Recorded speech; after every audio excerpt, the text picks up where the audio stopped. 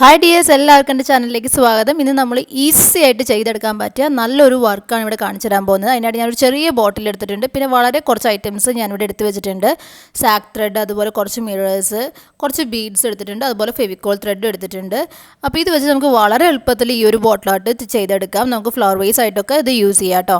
അപ്പോൾ അത് രണ്ട് സൈഡ് ഞാൻ ജൂട്ട് ത്രെഡ് ഒട്ടിച്ചെടുത്തിട്ടുണ്ട്. ഇനി ഞാൻ ചെയ്യാൻ പോകുന്നത് ഇതിനകത്തേക്ക് സ്പ്രേ പെയിൻറ്റ് റെഡ് കളർ ഒന്ന് അടിച്ചു കൊടുക്കാൻ പോവാണ്. അപ്പോൾ എന്താ പറയുക, നല്ലൊരു ഭംഗി ഉണ്ടാവും എന്ന് എനിക്ക് തോന്നിയതുകൊണ്ടാണ് ഞാൻ അങ്ങനെ ചെയ്തെടുക്കുന്നത്. അപ്പോൾ നമുക്ക് ഈ ഒരു സ്പ്രേ പെയിൻറ്റ് ഈ ബോട്ടിലിനകത്തേക്ക് ചെയ്തെടുക്കാം.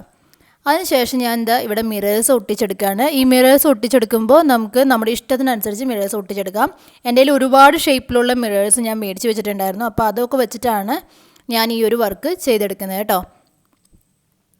അപ്പോൾ ഇതിൻ്റെ വർക്ക് എന്ന് പറയുന്നത് ഇതൊരു പാറ്റേണിൽ ഒട്ടിച്ചെടുക്കുക എന്നുള്ളതാണ്. ഈ മിറർ അത് നമ്മുടെ ഇഷ്ടത്തിനനുസരിച്ച് ഒട്ടിച്ചെടുക്കാം. ഇഷ്ടത്തിനുള്ള ഡിസൈൻസ് ചൂസ് ചെയ്യാം. ഞാനിപ്പോൾ എൻ്റെ കയ്യിലുള്ള മിറേഴ്സൊക്കെ വെച്ചിട്ട് എനിക്ക് ഇഷ്ടപ്പെട്ട ഒരു തരത്തിലുള്ള ഡിസൈനാണ് ഞാനിവിടെ ചെയ്യുന്നത്. ഒരു ഫ്ലവർ പാറ്റേൺ ആണ് ഞാനിവിടെ ചെയ്തെടുക്കുന്നത് കേട്ടോ. ഇത് ചെയ്ത് വരുമ്പോൾ നല്ല ഭംഗിയാണ് കാണാനായിട്ട്, നല്ല രസമുണ്ട്. എന്നാൽ വളരെ എളുപ്പത്തിൽ നമുക്ക് ചെയ്തെടുക്കാനും പറ്റും. ഒരുപാട് ടൈമൊന്നും എടുക്കില്ല. വളരെ ഈസി ആയിട്ട് പെട്ടെന്ന് തന്നെ ചെയ്തെടുക്കാൻ പറ്റിയ നല്ലൊരു ബോട്ടിൽ ആർട്ടാണ് കേട്ടോ. അപ്പോൾ എല്ലാവരും ഇതൊന്ന് ട്രൈ ചെയ്ത് നോക്കണം. അപ്പോൾ നമ്മൾ മിറേഴ്സൊക്കെ ഒട്ടിച്ച് കഴിഞ്ഞ ശേഷം ആ ത്രെഡിൻ്റെ ഭാഗത്തോട്ടൊക്കെ ഞാൻ കുറച്ച് ബീഡ്സ് ഒട്ടിച്ചെടുക്കണം. ബീഡ്സ് മാത്രമല്ല, ചെറിയ മിറേഴ്സ് ഞാൻ ഒട്ടിച്ചെടുക്കുന്നുണ്ട്. മൊത്തത്തിൽ ഇതെല്ലാം ചെയ്ത് വന്നു കഴിഞ്ഞപ്പോൾ നല്ല പെർഫെക്റ്റ് ലുക്ക് കിട്ടിയായിരുന്നു. അപ്പോൾ നിങ്ങൾക്ക് ഈ ഒരു വീഡിയോ ഇഷ്ടപ്പെട്ടു എന്ന് വിചാരിക്കുന്നുണ്ട്.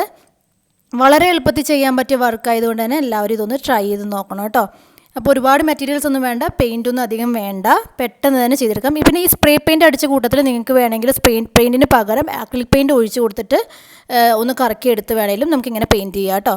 അപ്പോൾ ഇനിയൊരു വീഡിയോ ആയിട്ട് കാണും വരെ എല്ലാവരോടും നന്ദി.